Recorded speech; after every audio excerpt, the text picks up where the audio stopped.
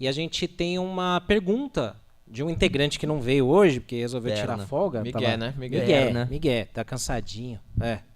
Também a gente vai fazer ele trabalhar no sexto essa semana. Então vai ter que trabalhar aí. Tá Não vem com o Miguel, não.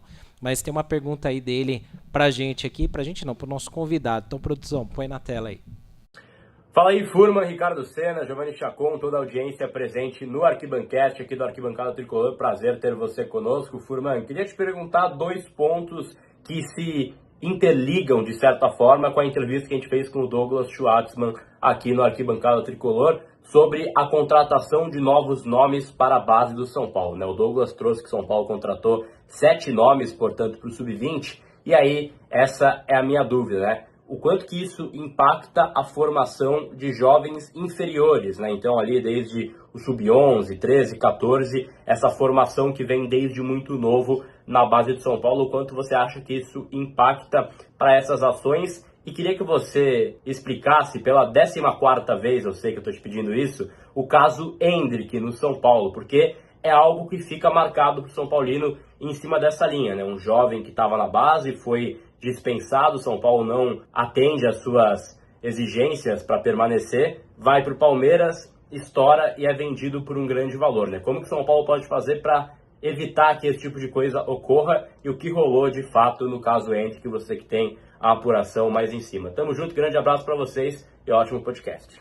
Que cavanhaque bonito dele, hein? Nossa, você viu? Chamou a atenção. Nem prestou tava bem, né, cara? Nossa. Mas aí, a primeira pergunta a gente meio que já respondeu ela aqui, né? Falando sobre as contratações. Acho que depende muito de cada contratação, né? Pelo menos as que chegaram pro Sub-20 efetivamente parecem fazer sentido. São jogadores que parecem oportunidades de mercado, de fato. Mas sim, isso, se você tem uma geração vindo muito forte, isso pode te prejudicar, como prejudicou a geração 2005. Mas aí, naquele caso, a geração 2005 foi prejudicada por um grupo de jogadores que não tinha condição de jogar no São Paulo. E isso ficou provado pelo como eles jogaram, inclusive no próprio Sub-20 do São Paulo. São jogadores que vão integrar aí, de repente, Série B, Série C, até podem voltar, chegar na Série A um dia, mas naquele momento eles não tinham capacidade para chegar no profissional do São Paulo, e isso ficou provado.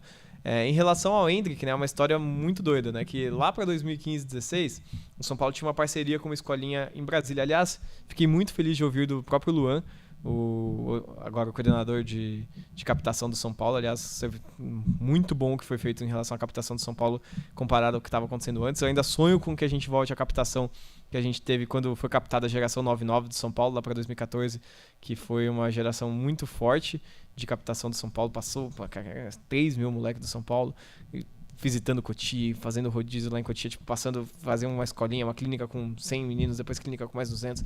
Cara, era um negócio de louco, e a gente perdeu nomes importantes da captação, né? Marcelo Francisco, que tá no Palmeiras, para mim, um dos melhores captadores que a gente tem no futebol brasileiro. Então isso tudo pesou, mas gosto muito do que o Luan tá colocando ali no São Paulo. Foi um acerto a chegada do Luan. Ali, pelo menos tudo que ele falou faz muito sentido. E ele disse que essa parceria com as escolinhas de Brasília voltaram. E isso é muito importante. Por quê? Porque o São Paulo, como diz a lei, não aloja ninguém abaixo dos 14 anos de idade. É proibido você deixar o menino ali, porque você não pode ter nenhum vínculo empregatício, por assim dizer. Não chega nem a ser empregatício, mas são contratos diferentes, né? A gente... Você não pode deixar, os pais não podem deixar sob responsabilidade do São Paulo. Porque você gera um vínculo com um clube que não pode existir. Tá? Então, você tem até dos 12 até os 14, uma coisa que a gente chama registro federativo, que é um registro que você faz ano a ano. Você tem que renovar ele ano a ano, inclusive mudou recentemente para 2 anos, se eu não me engano. Mas você tem que fazer ele ano a ano para registrar o jogador e constar que ele faz parte do seu time, e isso vai entrar no passaporte dele no futuro para a questão do mecanismo de solidariedade, inclusive. E esse registro federativo ele foi alterado justamente por conta disso.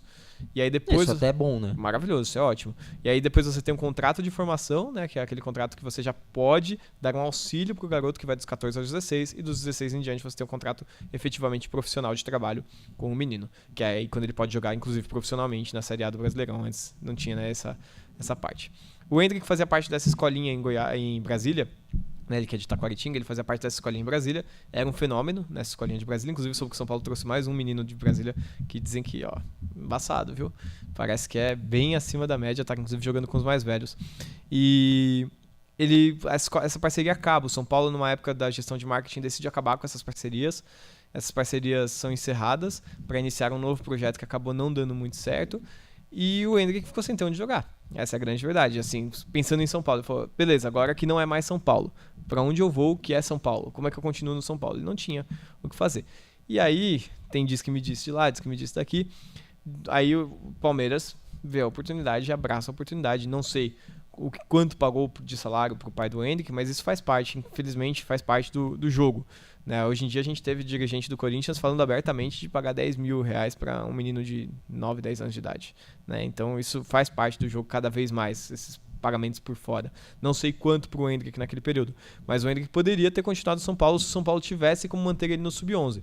E o São Paulo por muito tempo não teve Sub-11 e Sub-13. Esse é um dos pontos mais importantes. A gente tem que focar muito no Sub-11 e no Sub-13, até no Sub-9 de vez em quando, porque é ali que você vai encontrar o extra classe.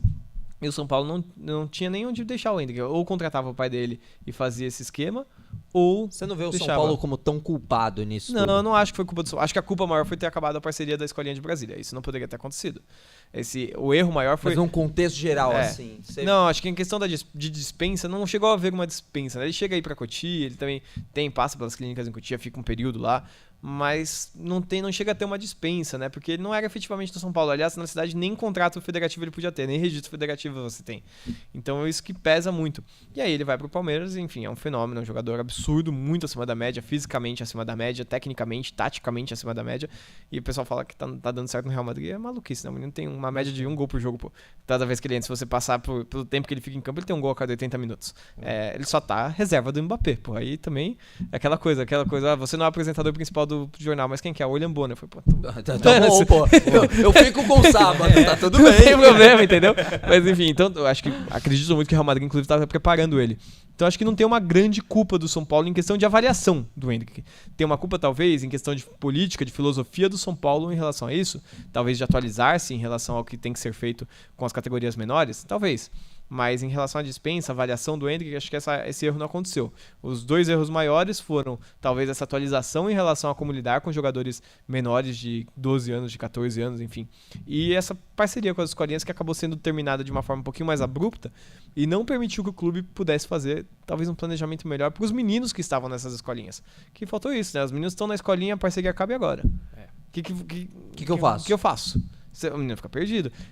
Questões parecidas, como por exemplo, o Rodrigo, quando estava no futsal de São Paulo e acabou indo pro Santos. São Paulo não tinha sub-11. O Rodrigo ia jogar onde? São Paulo não tinha sub-11 naquela época. Não tinha onde o Rodrigo jogar. O Marquinhos não tinha sub-11. O Marquinhos Alencar, né, que tá no Fluminense, né? Sim. Tava no Fluminense recentemente. Não tinha onde jogar ele no sub-11. Ele jogava no Taboão da Serra, pô. Jogava no CATS, porque não tinha São Paulo pra ele jogar, embora ele fosse da Grande São Paulo.